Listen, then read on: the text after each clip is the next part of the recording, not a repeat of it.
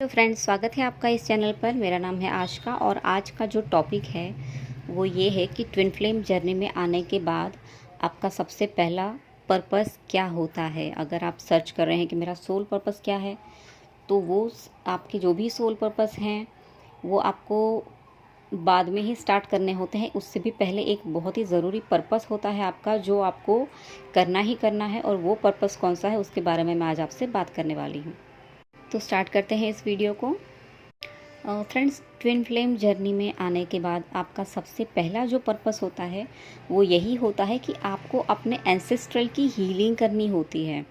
Yes, क्योंकि एक twin flame जब भी इस धरती पर जन्म लेता है तो सबसे पहला उसका जो कर्तव्य होता है या उसका जो पर्पस होता है आफ्टर अवेकनिंग, वो यही होता है कि उसको अपने एंसेस्ट्रल की हीलिंग करनी होती है। क्योंकि वो ऐसी ही फैमिली में जन्म लेता है जहाँ पर ऑलरेडी बहुत सारे प्रॉब्लम हैं, जहाँ पर जिस परिवार में लोग ऑलरेडी बहुत वुंडेड हैं, बहुत ही इमोशनल ट्रॉमा लगे हैं उनको या उनके एंसेस्टर को। मतलब आपके जो भी पूर्वज रहे हैं, दादा परदादा, दादी परदादी, मतलब जो भी फैमिली में कुछ लोग रहेंगे आपके, वो ऑलरेडी बहुत ही वुंडेड होंगे, बहुत ही ज़्यादा उन लोगों ने लाइफ में सफ़र किया रहेगा और उन्होंने अपनी हीलिंग नहीं की होगी। क्योंकि कहीं ना कहीं उनको पता ही नहीं होता है कि खुद को हील कैसे करना है। तो इतने सारे ट्रॉमा और वुंडेड सोल होते हैं जो आपके एंसेस्ट्रल हीलिंग के लिए आपको ये पर्पस दिया जाता है। मतलब ये आपकी जो भी वुंडेड सोल हैं, आपके जो भी एंसेस्टर हैं, उनकी हीलिंग आपके लिए सबसे ज़्यादा ज़रूरी हो जाती है। ठीक है, तो आपका सबसे पहला सोल पर्पस यही होगा कि आपको अपने एंसेस्ट्रल की हीलिंग करनी है। उसके बिना आप अपने ट्विन फ्लेम जर्नी में आगे नहीं बढ़ सकते। क्योंकि इस जर्नी में आगे बढ़ने के लिए, इस जर्नी को कंप्लीट करने के लिए, खुद की हीलिंग के लिए आपको आपके एंसेस्ट्रल की ब्लेसिंग्स चाहिए होती है। और उनकी ब्लेसिंग्स आपको तब तक नहीं मिलेगी जब तक आप उनकी हीलिंग नहीं कर लेते। क्योंकि वो सोल भी बहुत ही वुंडेड हैं, बहुत ही ट्रॉमा लगे हैं उनको भी, और वो कहीं ना कहीं आपके डीएनए में भी आया होता है। तो जैसे ही आप अपनी हीलिंग करती हैं तो आपके डीएनए की जब हीलिंग होती है तब आपके एंसेस्ट्रल की भी हीलिंग होती है।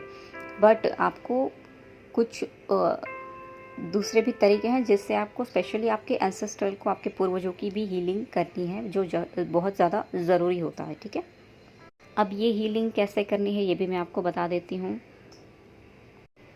पहले तो आपको ये चीज़ एक्सेप्ट करनी है कि इस काम को पूरा करने के लिए सिर्फ़ और सिर्फ आप ही बने हैं। ठीक है, आपको ये नहीं मान के चलना है कि आप किसी से पूजा करवा के ये चीज़ें हील कर लेंगे। हाँ, अगर बर्थ चार्ट के मुताबिक या किसी और घर में कुछ और प्रॉब्लम है उसके हिसाब से अगर आपको कोई पूजा या कोई विधि ऐसी करनी ज़रूरी है जो आपको पंडित के पास ही करानी है, तो वो आप करा सकते हैं। लेकिन अगर कहीं पर ऐसा भी हो रहा है कि आप वो चीज़ें नहीं करवा पा रहे हैं, तो ये चीज़ आप खुद हील कर सकते हैं। और वही हीलिंग सच में सबसे ज़्यादा इफ़ेक्टिव होगी जो आप खुद करेंगे आपके एंसेस्ट्रल के लिए, आपके पूर्वजों के लिए। ठीक है, तो ये आपको कैसे करना है। आपको सबसे पहले तो पीपल के पेड़ की पूजा करनी है। क्योंकि पीपल के पेड़ में ही हमारे पूर्वजों का वास होता है। तो वहाँ पर आपको रोज़ सुबह दिया लगाना है, नहा धोकर फ्रेश होकर आपको वहाँ पर दिया लगाना है, पानी चढ़ाना है और आपके एंसेस्ट्रल के लिए आपको प्रेयर करनी है। आप अपने दिल से जो भी उनके लिए दुआ मांगना चाहते हैं वो आप मांग सकते हैं। अगर आपको नहीं समझ में आ रहा है कि क्या प्रेयर करनी चाहिए, तो ये भी मैं आपको थोड़ा सा गाइड कर देती हूँ कि आपको, क्योंकि पीपल के पेड़ में ना विष्णु जी का, शिव जी का और ब्रह्मा जी का भी वास होता है। मतलब पीपल के पेड़ को आपको ऑलवेज़ गॉड मानकर उनको प्रेयर करना है कि मेरे जो भी एंसेस्टर हैं, जिनकी हीलिंग नहीं हुई है, जिनकी सोल अगर कहीं पर अटक भी गई है, जो अपने रेलम में नहीं जा पाई है, उनको सद्गति प्राप्त हो, उनको मोक्ष प्राप्त हो, उनकी सोल डार्क में से लाइट की तरफ आगे बढ़े और अपने कर्मा को वो जल्दी से हील कर ले। और रिलीज़ कर दे। इस तरह की प्रार्थना आप कर सकते हैं। ये बहुत ही इफ़ेक्टिव है, क्योंकि आपके पूर्वजों की सोल भी कभी कभी कहीं कहीं पे अटक जाती है। कोई कोई सोल जो डिज़ायर में होती है या पूरी तरीके से उसकी हीलिंग नहीं हुई होती है, बहुत ही वोंडेड होती हैं, ट्रॉमा लगे होते हैं, तो बहुत बार ऐसा भी होता है कि कोई कोई सोल अपने रेलम में नहीं जा पाती है, वो अटक जाती हैं। ठीक है, तो उसकी सद्गति के लिए आपको इस तरह से प्रेयर करनी है। ये पीपल के पेड़ की इस तरह से आपको पूजा करनी है। प्लस आपके घर में जो जहाँ पर हम पीने का पानी का किचन में जो स्थान होता है, वहाँ पर आपको सुबह शाम अपने पितरों के नाम का दिया लगाना है। अगर ये कर सकते हैं तो बहुत अच्छी बात है।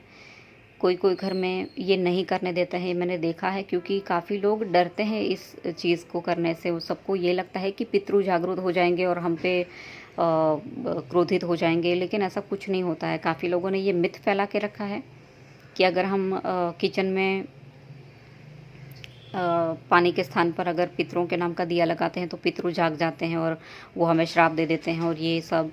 बट इन चीज़ों में मैं बिल्कुल बिलीव नहीं करती हूँ, क्योंकि मैंने इस तरीके से अपने पितरों की हीलिंग की है। पूरी तरीके से मैंने अपने एंसेस्ट्रल कर्स को, अपने पितरों को हीलिंग करी है मैंने।